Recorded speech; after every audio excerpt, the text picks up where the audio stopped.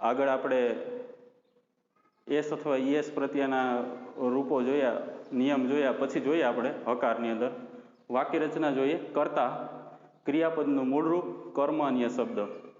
વાલા વિદ્યાર્થી મિત્રો, જ્યારે પણ કર્તા તરીકે હી, સી અને ઈટ આવે ત્યારે ક્રિયાપદને એસ અથવા ઈએસ પ્રત્યય લાગે.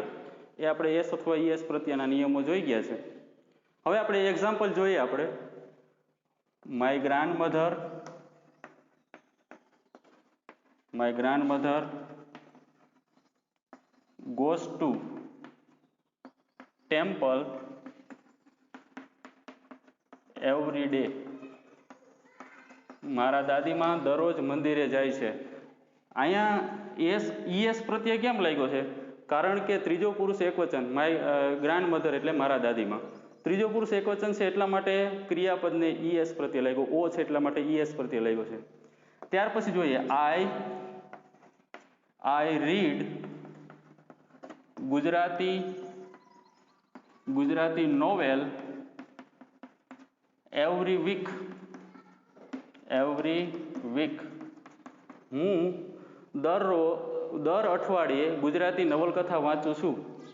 તો આઈ છે એટલે અહીંયા એસ અથવા ઈએસ પ્રત્યય લાગ્યો નથી. આપણે એસ અથવા ઈએસ પ્રત્યય ક્યારે લગાડવાનો છે? કર્તા તરીકે ત્રીજો પુરુષ એકવચન હી, સી અને ઈટ આવેલું હોય ત્યારે જ આપણે એસ અથવા ઈએસ પ્રત્યય લગાડવાનો છે. ત્યાર પછી ત્રીજું એક્ઝામ્પલ જોઈએ આપણે. માય મધર એટલે તમારા મગજમાં તાત્કાલિક આવી જવું જોઈએ કે ત્રીજો પુરુષ એકવચન. My mother cooks food every day. મારી માતા દરરોજ રસોઈ બનાવે છે. તો કુક્સ અહીં ત્રીજો પુરુષ એકવચન આવ્યો એટલા માટે અહીંયા એસ પ્રત્યય લાગ્યો. ખાસ કરીને આપણે એમ જોઈએ તો અહીંયા 3 એક્ઝામ્પલ આપ્યા. હજી પણ હું તમને કોઠા દ્વારા સમજાવું તો આઈ પ્લે, અહીં કોઠો ડાયરેક્ટ લઈએ આપણે, એકવચન અને આ બહુવચન. વી પ્લે,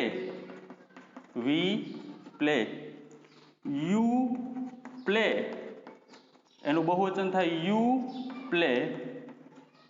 ત્યાર પછી હી પ્લેસ, ત્રીજો પુરુષ એકવચન એટલા માટે અહીંયા વાય આવ્યો. વાયની પહેલા સ્વર આવ્યો એટલા માટે એસ પ્રત્યય લાગ્યો. સી પ્લેસ, ઈટ પ્લેસ, અને આ ત્રણેયનું બહુવચન થાય ધેય પ્લે.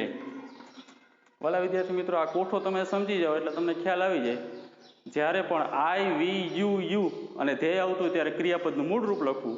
હી, સી, ઈટ આવતું હોય ત્યારે ક્રિયાપદને એસ અથવા ઈએસ પ્રત્યય લાગે છે. આ આપણે વ્યવસ્થિત નોટબુકની અંદર તમે ઉતારી લેજો. હવે ત્યાર પછી જોઈએ આપણે નકાર વાક્ય રચના જોઈએ.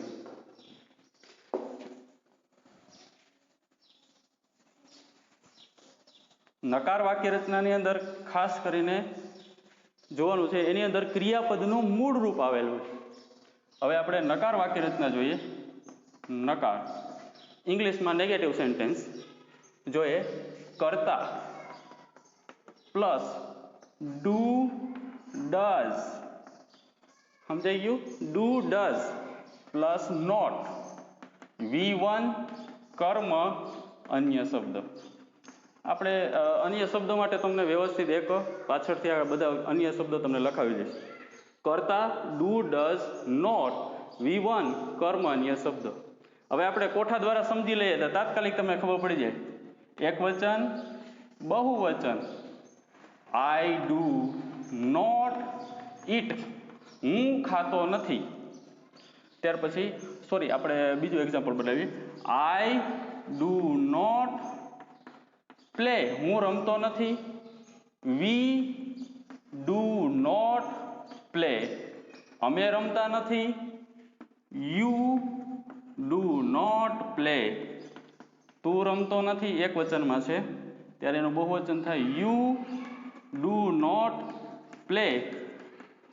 ત્યાર પછી ત્રીજો પુરુષ એક વચન, પહેલો પુરુષ, બીજો પુરુષ અને આ ત્રીજો પુરુષ. ત્રીજો પુરુષ એટલે હી ડઝ નોટ. ખાસ યાદ રાખવાનું, આઈ, વી, યુ ની અંદર ડુ નોટ વપરાય, ધેયની અંદર ડુ નોટ વપરાય. He does not play. She does not play. It does not play. અને આ ત્રણેયનું બહુવચન થાય they do not play. વાલા વિદ્યાર્થી મિત્રો, આ કોઠા ઉપરથી તમને નકાર વાક્ય રચના સમજાઈ જાય. હવે આપણે એક્ઝામ્પલ લઈએ તો Rakesh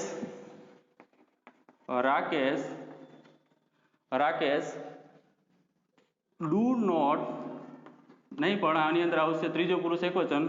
Rakesh does not fly kite. Rakesh પતંગ ઉડાડતો નથી. ત્યાર પછી બીજું જોઈએ આપણે. રાહુલ એટલે ખબર પડી કે ત્રીજો પુરુષ એકવચન એટલે does not. Rahul does not eat panipuri. Rahul panipuri ખાતો નથી. ત્યાર પછી સર્વનામ લઈએ. યુ ડુ નોટ, યુ સાથે હંમેશા ડુ નોટ આવે. You do not do your work. તમે તમારું કામ કરતા નથી. વર્ક, તમે તમારું કામ કરતા નથી. 3 એક્ઝામ્પલમાં જોયું.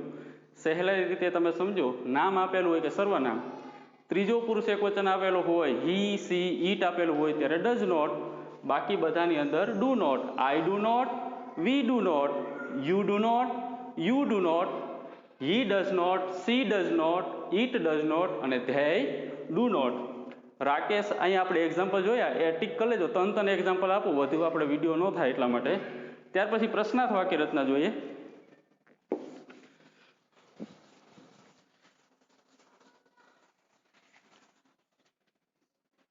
પ્રશ્નાર્થ વાક્ય રચના એમાં એકદમ ઇઝીલી છે. પ્રશ્નાર્થ વાક્ય રચના જોઈએ.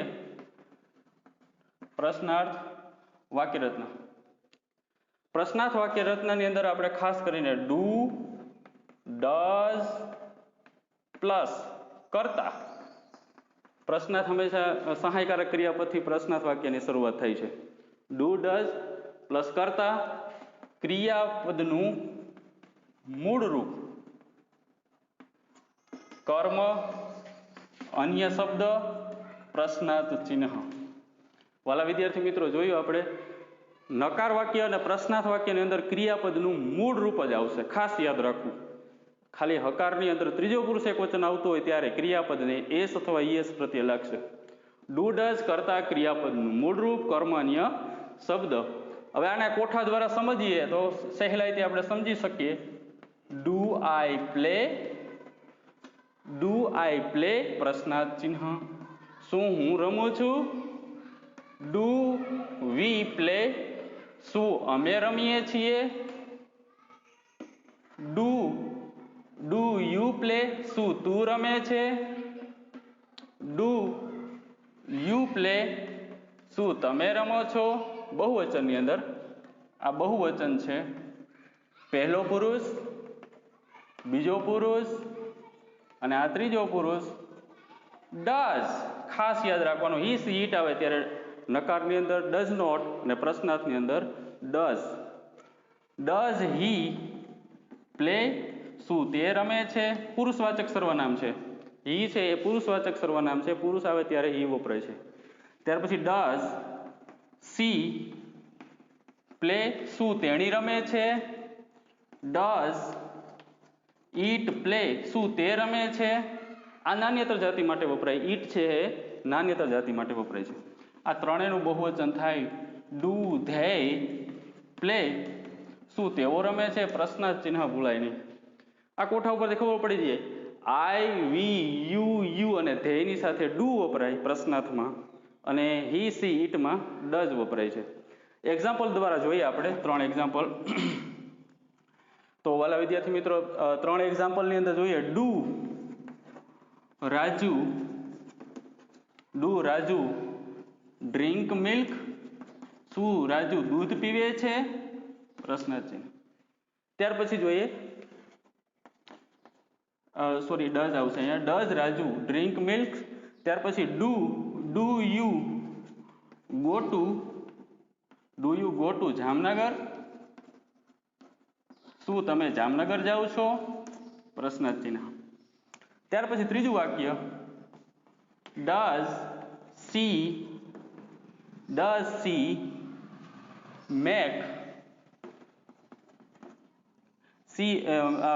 C make carrot halwa?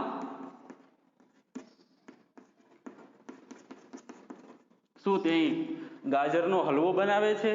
આ રીતે આપણે પ્રશ્નાર્થ વાક્ય રચના જોયું. વાલા વિદ્યાર્થી મિત્રો, 3 વાક્ય રચના જોઈ, હકાર, નકાર અને પ્રશ્નાર્થ. તો એ ત્રણેય વાક્ય રચના પ્રમાણે તમારે ક્રિયાપદનું રૂપ મૂકવાનું હોય છે. આગળના વિડીયોની અંદર આપણે જે વ્યવસ્થિત વિધાન ઉપરથી પ્રશ્ન બનાવવાના છે એ આપણે આગળના વિડીયોમાં જોશું. ધન્યવાદ.